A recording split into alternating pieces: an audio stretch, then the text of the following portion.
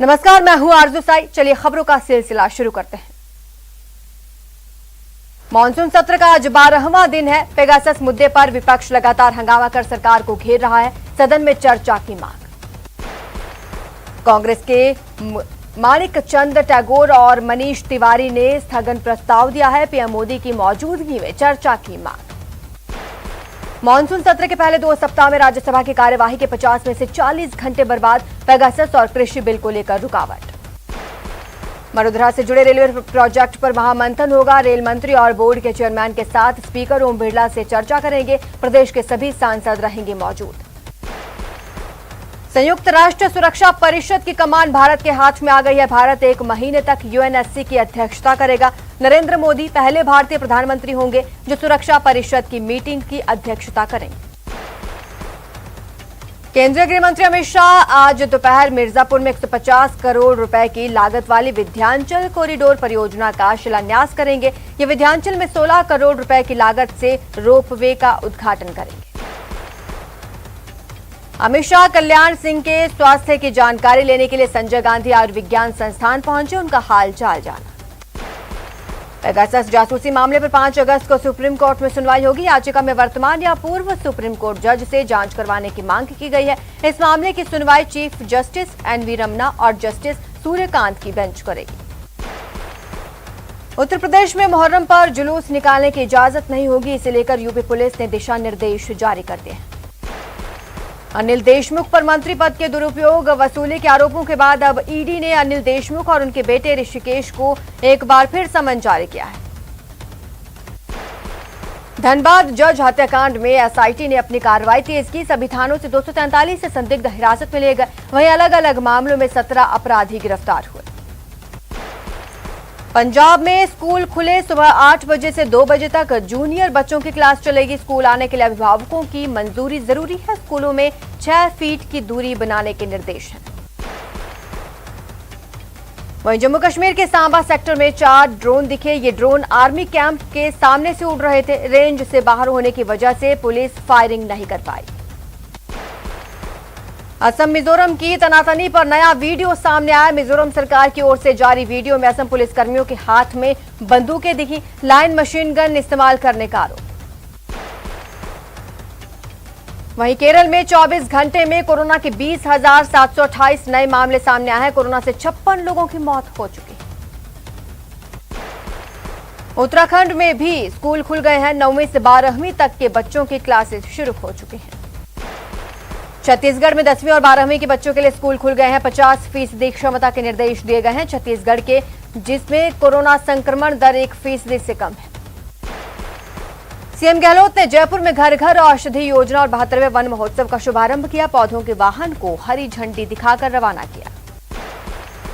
गहलोत सरकार ने 13 आईएफएस अफसरों के तबादले कर दिए हैं। समीर कुमार दुबे का प्रधान मुख्य वन संरक्षक, संजय कुमार जैन का प्रधान मुख्य वन संरक्षक और इसी तरह से तबादले किए गए।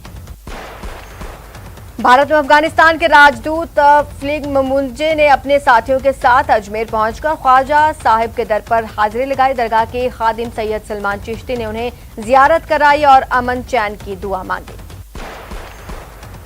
पोर्नोग्राफी केस में राज कुंद्रा की गिरफ्तारी के बाद उनकी पत्नी और एक्ट्रेस शिल्पा शेट्टी के सपोर्ट में फिल्म इंडस्ट्री से कई लोग आ रहे हैं।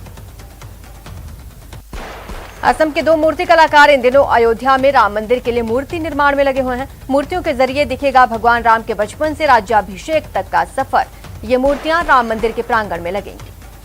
टोक्यो ओलंपिक में महिला हॉकी टीम ने ऑस्ट्रेलिया को शिकस्त दी। हॉकी टीम सेमीफाइनल में पहुंच गई है। हॉकी टीम ने ऑस्ट्रेलिया को 1-0 से हराया।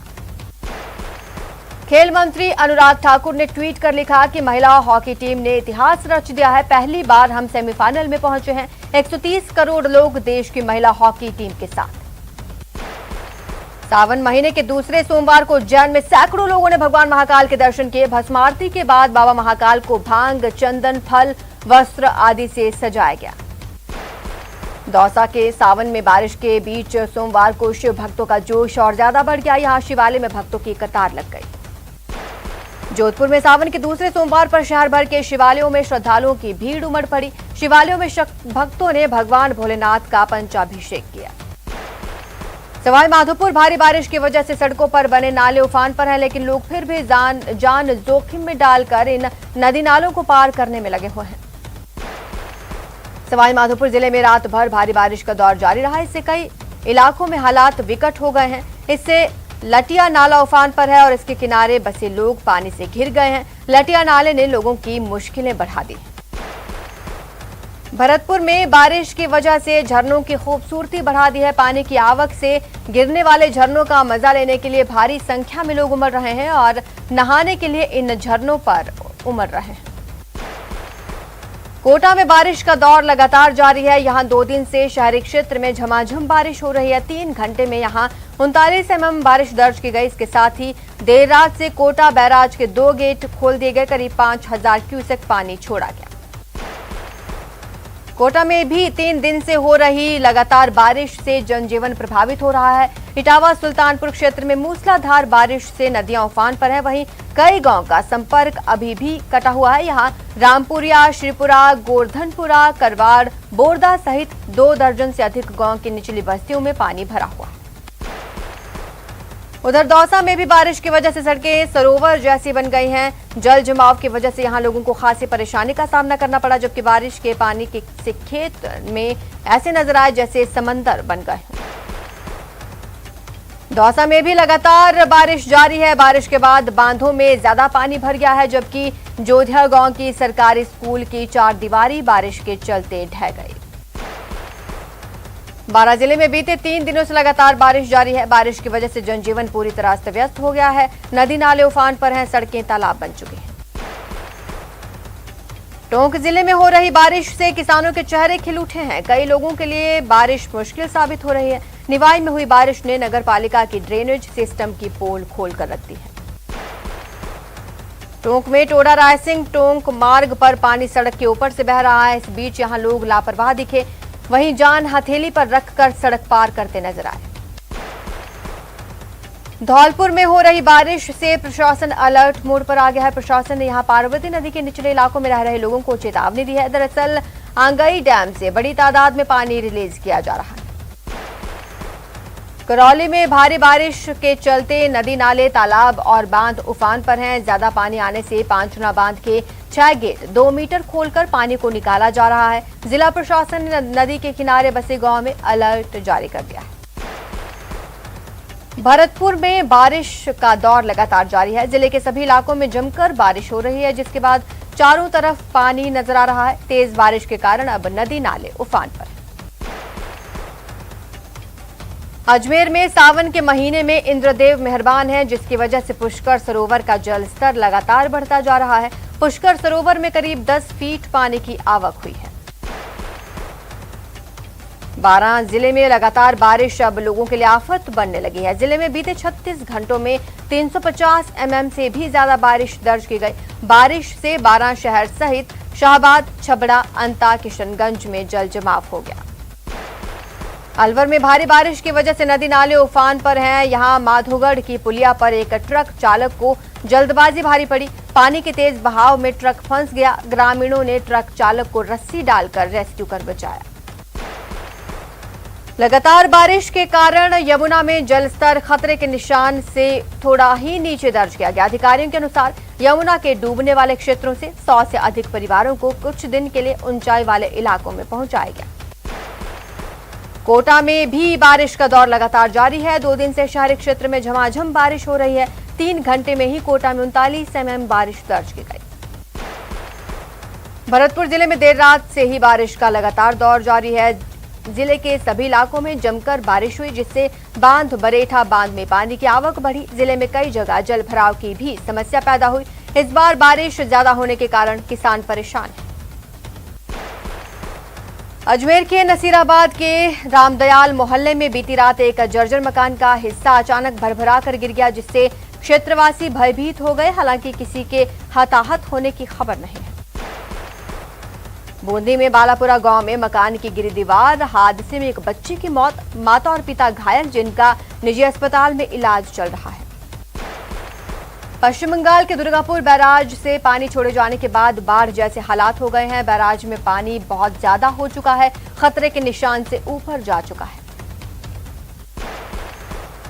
कोटा में भी लगातार बारिश का दौर जारी है। चंबल नदी पर बने बांध पर जलस्तर बढ़ने लगा है। साथ ही अब कोटा बैराज से पानी की निकासी की जा रही है। आज बैराज के 2 गेट खोलकर 5000 क्यूसेक पानी की निकासी की जा रही है। सभी नदियां उफान पर हैं और कई गांव में पानी भर गया है। खाजूवाला बीकानेर नहर में 20 फीट का कटाव, पेड़ गिरने की वजह से कटाव आया। किसानों ने सिंचाई विभाग के अधिकारियों को इस बात की जानकारी दी। धौलपुर आंगई बांध के 22 गेट में से 19 गेट खोल दिए गए हैं। 3-3 फीट की ऊंचाई पर खोले गए बांध के गेट डैम से बड़ी मात्रा में पानी को निकाला जा रहा है। निचले इलाकों में प्रशासन ने अलर्ट जारी कर दिया है।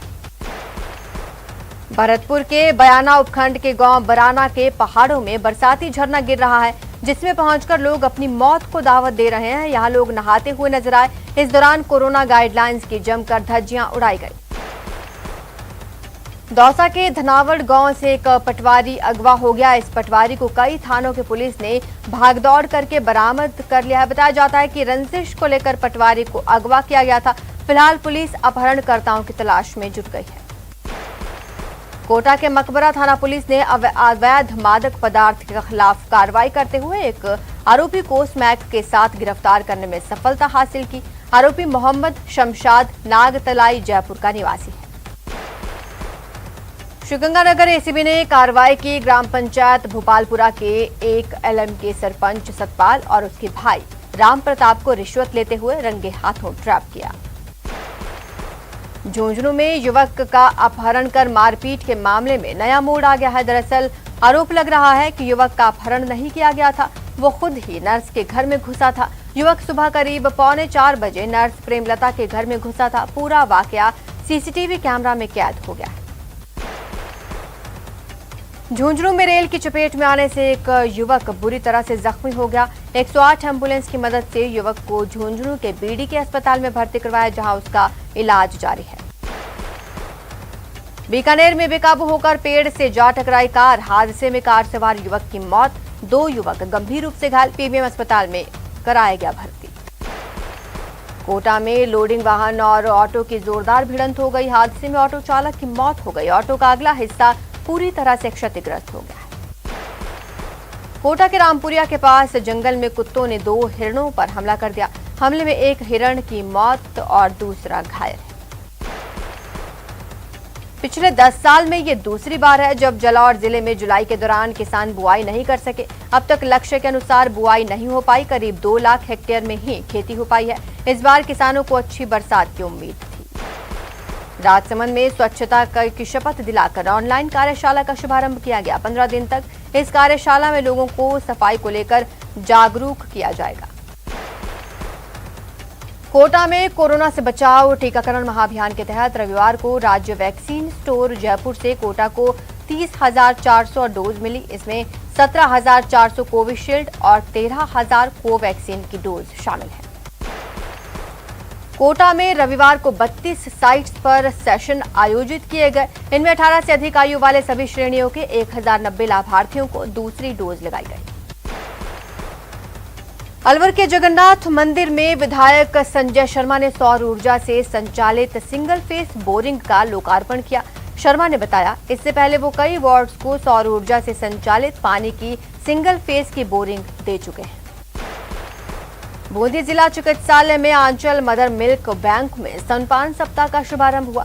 इस दौरान मदर मिल्क बैंक प्रभारी doctor GS Kushwaha, PMO doctor Prabhakar Vijay ने स्तनपान सप्ताह का शुभारंभ किया।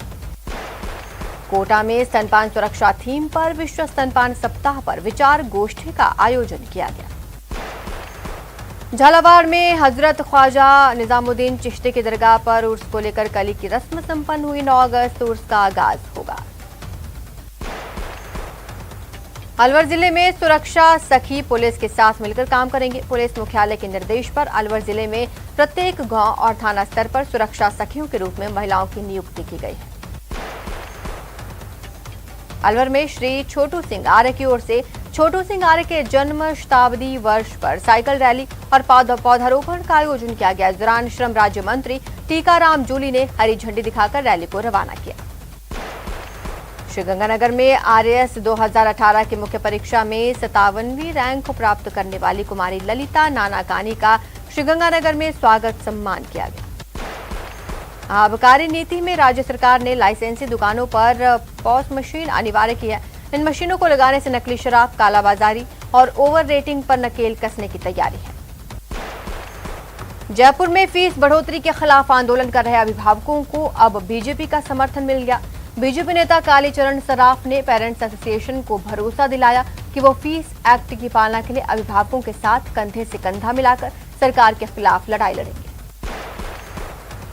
भरतपुर में स्वास्थ्य राज्य मंत्री डॉक्टर सुभाष गर्ग ने 2 सड़कों का लोकार्पण किया। भरतपुर से चिकसाना सड़क मार्ग और ठेई से चिकसाना को जोड़ने वाली सड़कों का लोकार्पण किया गया। बीजेपी नेता और प्रोफेसर ललित किशोर चतुर्वेदी की जयंती पर प्रदेश भर में कार्यक्रम का आयोजन किया गया। बीजेपी कार्यकर्ताओं ने चतुर्वेदी को उनकी जयंती पर याद किया। जयपुर का परकोटा इलाका भले ही यूनेस्को की वर्ल्ड हेरिटेज सूची में शामिल हो, लेकिन इसी परकोटे की दीवार संरक्षण को तरस गई है। भरतपुर जिले में अवैध खनन और पर्वतों की सुरक्षित रखने के लिए साधु संतों की क्रांति यात्रा सीकर पहुंची, जहां में यात्रा का भव्य स्वागत किया गया। उच्च शिक्षा मंत्री भंवर सिंह भाटी 1 दिवसीय दौरे पर बीकानेर पहुंचे, जहां उन्होंने सर्किट हाउस में जन सुनवाई की। इस दौरान बड़ी संख्या में आए लोगों ने मंत्री भाटी की अपनी समस्याएं सुनाई। मंत्री भाटी ने कहा, आमजन की समस्याओं का निस्तारण करना उनकी प्राथमिकता है। जयपुर के मानसरोवर इलाके में एक बार फिर से सड़क धंस गई। ये मामला मानसरोवर के थड़ी मार्केट इलाके में हुआ।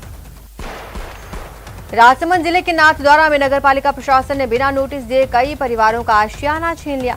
प्रशासन ने बिना नोटिस दिए ही करीब 8 बीघा जमीन पर बने गरीबों के आशियाने उजाड़ दिए। आए दिन होने वाली बिजली चोरी को देखते हुए विद्युत निगम ने अलवर क्षेत्र के बिजली मीटर्स में स्मार्ट सिम लगाने का फैसला लिया। इस सिम के लगने से बिजली निगम के कर्मचारी और अधिकारी ऑफिस में बैठकर मीटर में होने वाली प्रत्येक हलचल का पता लगा सकेंगे। झुंझुनू के मंडावा में 3 NH लिंक सड़कों का शिलान्यास किया गया। कार्यक्रम के मुख्य अतिथि सांसद नरेंद्र कुमार खीचड़ थे। बीकानेर में गोचर भूमि के संरक्षण को लेकर पूर्व मंत्री देवी सिंह भाटी लगातार प्रयास में हैं। गोचर को हरा भरा बनाने के लिए भाटी के साथ लोगों ने सरह नथानिया गोचर भूमि में करीब 2500 खेजड़ी के और अन्य पौधे लगाए। करौली के हर घर में आगामी समय में औषधीय पौधे लहलहाते हुए नजर आएंगे। आमजन के स्वास्थ्य को बेहतर बनाने के लिए औषधीय पौधों के संरक्षण की मंशा से राज्य सरकार ने घर घर औषधि योजना की शुरुआत की है। कोटा में युवक पानी के भंवर पर फंस गया। करीब 3 घंटे तक बबूल के पेड़ की शाखाएं पकड़कर मदद का इंतजार करता रहा, जिसके बाद पुलिस मौके पर पहुंची। रेस्क्यू कर युवक को सुरक्षित बाहर निकाल लिया गया। श्रीगंगानगर में राशन डीलर के द्वारा खराब, सड़ा गला और कचरा मिला गेहूं वितरित करने पर उपभोक्ताओं ने हंगामा कर दिया, जिसके बाद जिला रसद विभाग के कर्मचारी ने गेहूं की जांच की और गेहूं बदलने के निर्देश दिए। अलवर में घर घर औषधि पहुंचाने की शुरुआत की गई है। प्रताप ऑडिटोरियम में श्रम राज्य मंत्री टीकाराम जूली ने इसकी शुरुआत की। प्रदेश में औषधीय पौधे लगाने में 210 करोड़ का खर्च आएगा। सीएम अशोक गहलोत की बजट घोषणा के अनुसार राजसमंद में भी वन महोत्सव मनाया गया। इस दौरान घर घर औषधि पौध वितरण का जिला कलेक्टर अरविंद पोसवाल ने पौधारोपण कर शुभारंभ किया। झालावाड़ में वन महोत्सव कार्यक्रम का आयोजन किया गया। इस दौरान पेटीएस स्कूल परिसर में 200 पौधे लगाए गए और उनके संरक्षण का संकल्प भी लिया गया। मानसरोवर के सिटी पार्क में 21,000 पौधे लगाए जाएंगे। इसी के तहत housing board commissioner Pawan Arora ने पेड़ लगाकर योजना की शुरुआत की। उदयपुर के गोगुंदा हाईवे पर 2 ट्रकों में जबरदस्त भिड़ंत हो गई। हादसे में दोनों ट्रकों के चालक और खलासी गंभीर रूप से घायल हो गए। भरतपुर में 2 बाइक्स की टक्कर में एक युवक की मौत हो गई, जबकि 3 गंभीर रूप से घायल हो गए। भरतपुर के बयाना थाना क्षेत्र में ऑटो पर लटने से एक युवक गंभीर रूप से घायल हो गया। घटना बयाना हिंडौन मार्ग की है।